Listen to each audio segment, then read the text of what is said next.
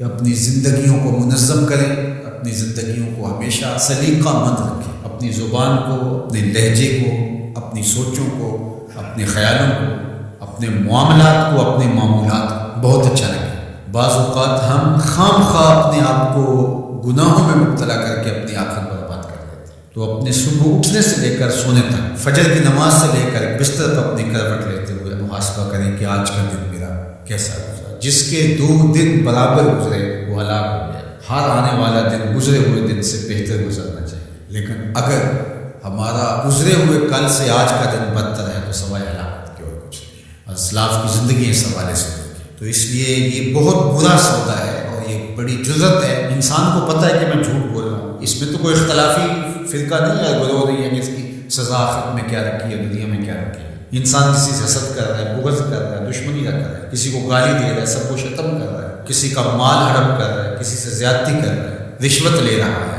یہ جو کچھ بھی ہماری زندگی میں اس شب و روز کے معمولات ہیں جو ہم کر رہے ہیں، یہ تو کوئی اختلافی مسئلہ نہیں ہے کہ جس کے بارے میں وہ کہا کہ مختلف اقوال ہوں کہ آپ نے اس فرقے پہ اور اس گروہ پہ اور اس مسلک پہ بات کر دی کہ نہیں ہمارے مسلک میں یہ جائز ہے۔ جھوٹ تو ہر مسلک میں ناجائز ہے، ہر الہامی غیر الہامی مذہب میں ناجائز ہے۔ اسی طرح رشوت کھانا، سود کھانا، شراب پینا، نظروں کی ناپاکیزگی اور اپنی زندگی کے جو دیگر امور بد ہیں، اس میں تو کوئی اختلاف نہیں۔ اپنا وقت برباد کرنا، نمازیں چھوڑنا، لوگوں کو ایذا دینا، تکلیفیں دینا، ہمارا دین تو اس قدر حساس ہے لوگوں کے خیال رکھنے کے حوالے سے کہ لہسن اور پیاز کھا کر کے مسجد میں آنے سے روکا گیا ہے کہ تمہارے منہ سے نکلتی ہوئی سمیل کو سونگھ کر کے کسی کو تکلیف نہ ہو، کسی کو اذیت نہ پہنچے۔ وہ اس قدر حساس ہے۔ حضرت انس بن مالک آتے تھے تو چونکہ وہ جنہوں نے حضور کو نہیں دیکھا تھا تو وہ ان کا ہاتھ پکڑ کے چوم لیتے تھے کہ آپ نے حضور کو دیکھا، تو وہ اپنے ہاتھ کو خوشبو لگا کے آتے تھے کہ لوگ میرا ہاتھ حضور کی نسبت سے چومتے ہیں،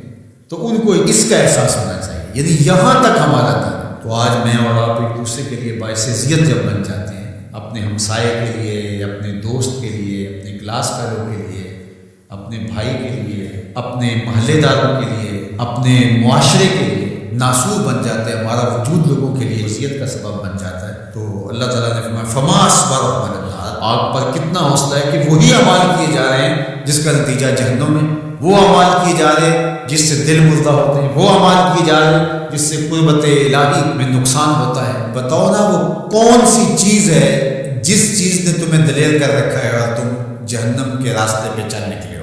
وہ دولت ہے، حسن ہے، جوانی ہے، اقتدار ہے۔ وہ چیز کیا ہے جس چیز پہ تم ناز کر کے اپنے رب سے دور ہو کے جہنم کا ایندھن بننے کے لیے تیار ہو گئے؟ کتنا حوصلہ ہے لوگوں کا، کتنی ڈٹائی سے کہہ دیتے ہیں یہ جہاں مٹھا اگلا کس نے ڈٹا۔ کوئی کہتا ہے کوئی بات نہیں، کر لو جو کرنا، آخرت میں توبہ کر لیں گے۔ توبہ کی امید پر گناہ کرنا یا ڈٹائی کے ساتھ گناہ پہ گناہ کیے جانا، اپنی بد اعمالیوں کی کوئی توجیہ کر دینا، مختلف شیطان کے فریب ہیں، مکر ہیں، وہ آپ کو مختلف طرح سے پھانس لیتا ہے، ہم اس کی کوئی توجیہ کر دیتے ہیں، اس کی کوئی صورت گری کر دیتے ہیں۔ مطلب کیا؟ جب اللہ کی کتاب سے ہم انحراف کریں گے تو اللہ توفیقات خیر سلب کر دے گا۔ یہ جو لعنت کا لفظ آپ نے سنا، تو لعنت کا کیا مطلب ہے؟ لعنت کا مطلب ہے کہ رحمتوں سے محروم کر دیا جانا۔ عرب کہتے ہیں جب وہ اپنی اولاد سے ناراض ہو جائیں یا کسی سے ناراض ہو جائیں بڑا، تو وہ کہتا ہے کہ میں تمہارے لیے دعا نہیں کروں گا، تم میری دعاؤں سے آج کے بعد محروم ہو گئے۔